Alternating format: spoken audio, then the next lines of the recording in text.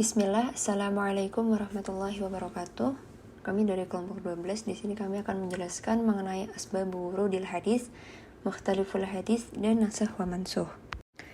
Dengan anggota kelompok Alfina Sabila Al-Firdausi, Aulia Rashidatul Ulia, dan Anissa Denti Papita. Yang pertama, kami akan menjelaskan mengenai makna istilah asbabul wurudil hadis. Di sini terdapat 3 pembagian. Yang pertama yaitu makna dari para ahli, yaitu artinya adalah tali. Ini secara bahasa, dan Ibnu Manzur memaknainya sebagai segala sesuatu yang dijadikan perantara kepada yang lain. Sedangkan menurut ulama syariat, yaitu artinya adalah jalan untuk mencapai hukum tanpa menimbulkan pengaruh terhadapnya.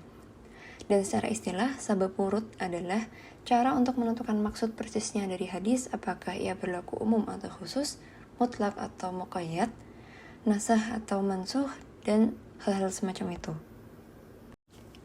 Yang kedua yaitu faidah asbab wurudil hadis. Di sini ada 6. Yang pertama adalah takhsis wa'am, yaitu artinya adalah mengkhususan atau pembatasan terhadap lafadz umum. Yang kedua taqyidul mutlak, yaitu pembatasan terhadap lafadz mutlak. Lafadz mutlak sendiri adalah lafadz atau kata yang tidak memiliki batasan. Kemudian yang ketiga adalah tafsilul mujmal, yaitu perincian terhadap lafadz yang bersifat global. Yang keempat, menetapkan terjadinya nasakh atau penghapusan hukum, serta menjelaskan hadis yang nasikh dan mansukh. Yang kelima, penjelasan mengenai ilat atau alasan serta sebab-sebab ditetapkannya suatu hukum. Kemudian yang terakhir, menjelaskan maksud lafadz suatu hadis yang masih muskil. Muskil adalah sesuatu yang sulit dipahami. Selanjutnya, memasuki pembahasan mengenai mukhtaliful hadis. Di sini pengertiannya kami membagi menjadi 2, yaitu ada secara bahasa dan secara istilah. Secara bahasa, mukhtaliful hadis itu adalah isim fa'il dari kata ikhtilaf, yang artinya adalah perselisihan atau pertentangan, lawan dari kata ittifaq yang artinya sepakat. Secara istilah, mukhtaliful hadis memiliki arti hadis makbul yang saling bertentangan dengan semisalnya, tetapi ada kemungkinan keduanya bisa digabungkan, yaitu hadis sahih atau hasan yang datang setelahnya hadis lain yang serupa derajat dan kekuatannya, tetapi saling menyelisih pada makna zahir atau lahiriahnya. Contoh mukhtaliful hadis yaitu hadis dari Abu Hurairah bahwasanya Rasulullah SAW bersabda, la adwa wa la tiarah, yang artinya adalah tidak ada penyakit menular, tidak ada dampak dari tiarah atau anggapan sial. Dan hadis dari Abu Hurairah bahwasanya Nabi SAW bersabda, "Firra minal majdum kama tafiru minal asad."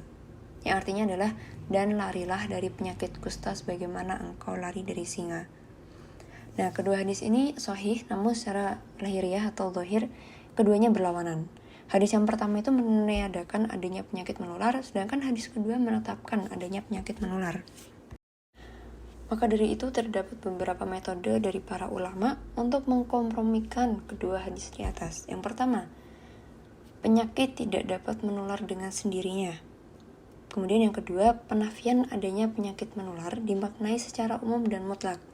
Yang ini artinya adalah tidak ada penularan penyakit sama sekali. Kemudian yang ketiga, penetapan adanya penyakit menular khusus pada penyakit kusta dan yang semisalnya. Nah, pendapat yang kuat dalam masalah ini adalah pendapat yang pertama. Selanjutnya yaitu pembahasan mengenai nasakh wa mansukh. Pembahasan yang pertama, pengertian. Di sini ada secara bahasa dan secara istilah. Secara bahasa, nasakh wa mansukh itu artinya menghapus dan menukil. Sedangkan menurut istilah, nasakh wa mansukh artinya pengangkatan yang dilakukan oleh penetap syariat terhadap suatu hukum yang datang terdahulu dengan yang datang kemudian. Dan maksud di sini penetap syariat itu adalah Allah SWT. Selanjutnya ada cara untuk mengetahui nasakh dengan mansukh. Jadi mana nasikhnya dan mana mansukhnya, mana hukum yang diangkat, mana hukum yang mengangkat, mana hukum yang digantikan, mana hukum yang menggantikan. Yang pertama adalah dengan penjelasan Rasulullah SAW secara langsung. Seperti contohnya adalah sebagaimana Rasulullah SAW bersabda, "Dahulu aku telah melarang kalian berziarah ke kubur, namun sekarang berziarahlah kalian ke sana. Sesungguhnya itu mengingatkan pada akhirat." Dan yang kedua, dengan perkataan para sahabat. Contohnya, perkataan dari Jabir bin Abdullah radhiyallahu anhu.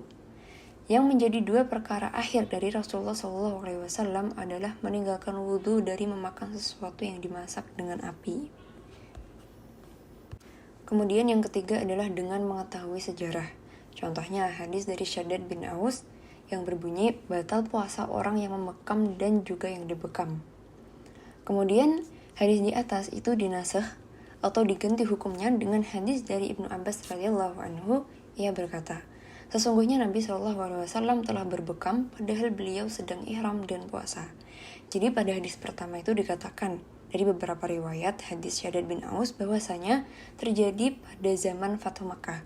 Sedangkan hadis yang kedua, yaitu hadisnya Ibnu Abbas, itu terjadi pada Hajjah Wada.